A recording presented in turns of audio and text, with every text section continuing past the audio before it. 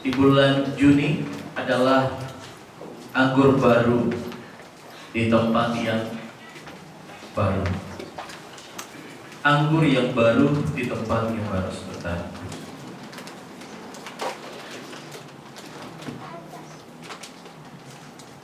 Anggur yang baru di kantong yang baru, ya.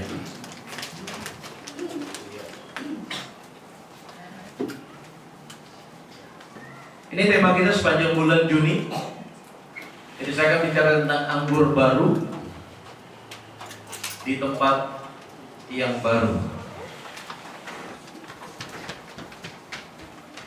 Sebelum saya lebih jauh, kita baca firman Tuhan.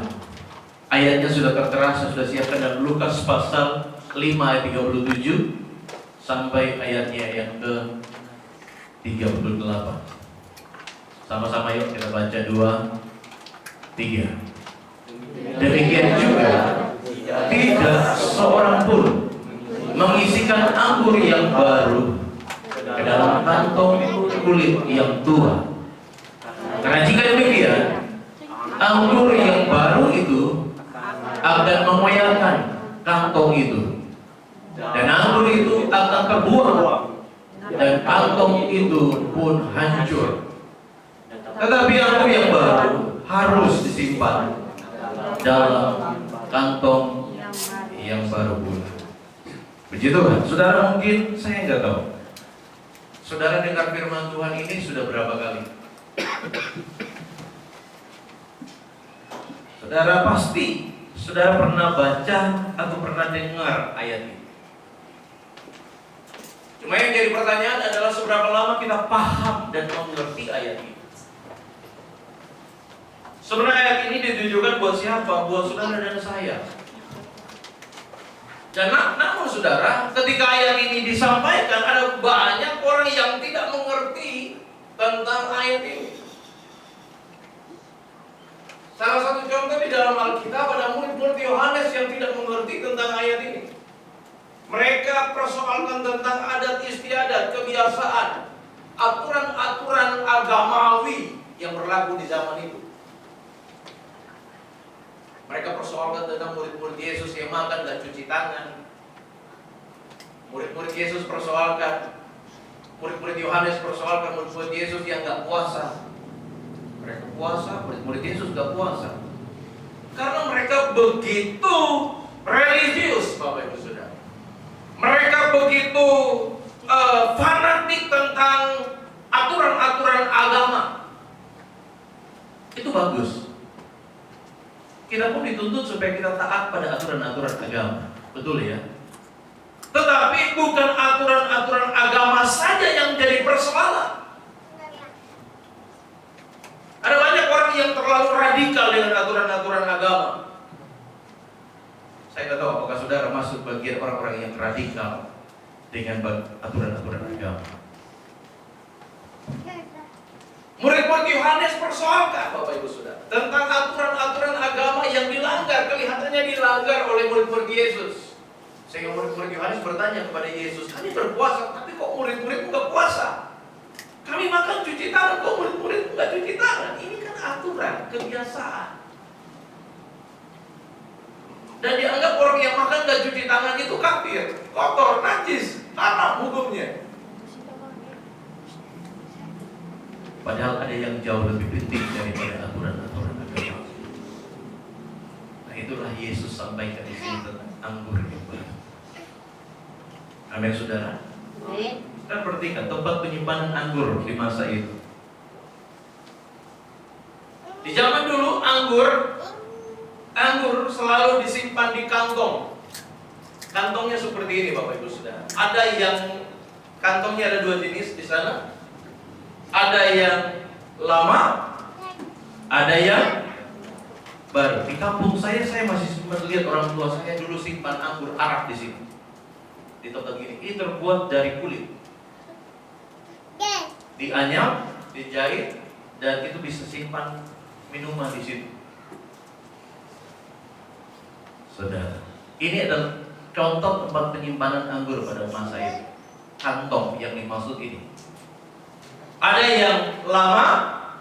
yang lama seperti ini, mulai kusam. Kalau di sana ada terang, kalau di sini ada buram. Ya, ini salah satu contoh tempat penyimpan anggur yang lama, mulai kusam, tetapi ada satu yang baru. Warnanya pun masih kemerah-merahan. Kelihatan sekali bahwa ini masih baru dan ini sudah lama. Bapak Ibu Saudara, ini sebenarnya menggambarkan tentang hati manusia. Hati kita ada yang, hati orang itu ada yang begini, yang sudah lama, mulai buram. Dan Tuhan mau supaya kita punya hati yang baru. Hati yang baru gak perlu operasi ganti hati. Gak usah. Pak, hati saya udah lama, Pak. Kayaknya udah gak bener nih hati saya, copot, ganti hati baru. Hati apa? Mau ganti pakai hati sapi? Hati kita gak perlu dibaharui dengan cara diganti, gak usah. Tetapi ada cara yang Alkitab ajarkan buat saudara dan saya untuk memperbaharui hati, supaya hati kita menjadi baru. Amin, saudara. Nah, ini salah satu contoh tempat penyimpanan. Saudara bisa bayangkan, kenapa Tuhan Yesus bilang, Tuhan Yesus katakan, anggur yang baru harus disimpan di tempat yang baru, bukan di tempat yang lama.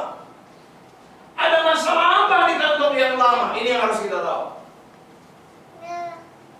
Anggur adalah salah satu minuman yang sangat-sangat diminati di kalangan orang Yahudi, khususnya orang Israel. Mereka itu setiap kali ada jamuan, kalau nggak ada anggur, itu rasanya nggak afdol. Sama dengan orang Nias.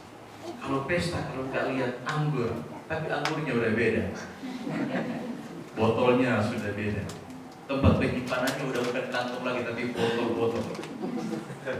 Iya kan? Dan anggurnya pun bukan lagi anggur yang baru. Sehingga ketika orang minum, dia lihat jalan bergetar, dia lihat jalannya miring. Padahal jalan begitu-begitu saja. Tapi kenapa jalannya miring? Saudara. Karena apa? Karena minuman yang mereka minum bukan minuman yang baru. Jadi saya mau kasih tahu kan Bapak Ibu Saudara, ada anggur yang benar-benar baru, ada anggur yang gak habis diminum dan disimpan di tempat ini. Jadi anggur kadang-kadang anggur yang baru di tempat yang baru. Lalu saudara, lama-kelamaan kalau anggur itu gak habis diminum, gak baru lagi, dia dimasukin ke sini, dimasukin ke ragi, lalu disimpan berhari-hari di fermentasi ya namanya. Fermentasi atau fermentasi? Fermentasi. Hah? Fermentasi. Sampai salah kata. Nanti diketahui bugam saya kalau salah. Difermentasi saudara. Artinya disimpan berhari-hari sampai kadar alkoholnya itu keluar. Nah ini yang bahaya. Anggur lama, bukan anggur baru. Sehingga ketika diminum anggur yang sudah difermentasi tadi, baru diminum setengah seloki, mata kiri mata kanan ketemu di tengah. Udah repot saudara. Nggak bisa lagi bedain ini istri atau bukan. Karena mata udah ketemu sudah. Pulang ke rumah pun nggak tahu ini rumah saya atau rumah tetangga. Udah nggak tahu, udah salah masuk. Ada yang sengaja memang salah masuk. Ya. Ini bahaya kenapa? Karena mabuk oleh anggur. Anggur yang diminum bukan anggur yang baru, tetapi anggur yang sudah lama difermentasi, yang sudah mengandung ragi. Tidak ada keasliannya lagi. Dan Tuhan mau anggur buat saudara bukan anggur yang difermentasi. Amin. Bukan anggur yang memabukkan. Bukan anggur yang bisa membuat saudara fly. Tuhan mau supaya saudara menikmati anggur yang baru di tempat yang baru. Haleluya. Kenapa anggur yang baru dikatakan harus disimpan di tempat yang baru. Kenapa nggak disimpan di tempat yang lama? Kenapa? Bahaya.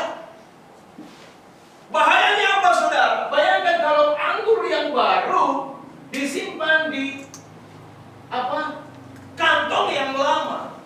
Saudara tahu di kantong yang lama ini, pertama, di dalamnya masih ada zat-zat alkoholnya. Di dalamnya masih ada sisa-sisa ragi yang nempel di kulit ini. Sehingga kalau anggur yang baru dimasukin ke kantong yang lama, maka anggur yang baru tadi, pertama, dia akan terkontaminasi dengan ragi, sisa-sisa ragi, sehingga anggur yang baru tadi akan hilang keasliannya.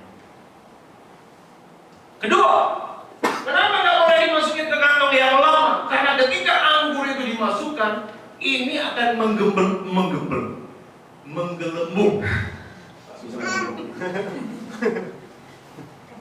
Kantong ini akan menggelembung, saudara, seperti balon yang diisi air. Ketika itu diisi air, pori-porinya itu akan mulai melebar, saudara, karena diisi anggur. Lalu apa yang terjadi? Ini akan koyak. Tahu koyak ya? Dia akan sobek. Lalu apa yang terjadi kalau dia sobek? Anggur yang baru, anggur yang baik tadi, dia akan tertumpah, saudara. Itu dia. Makanya kalau saudara lihat di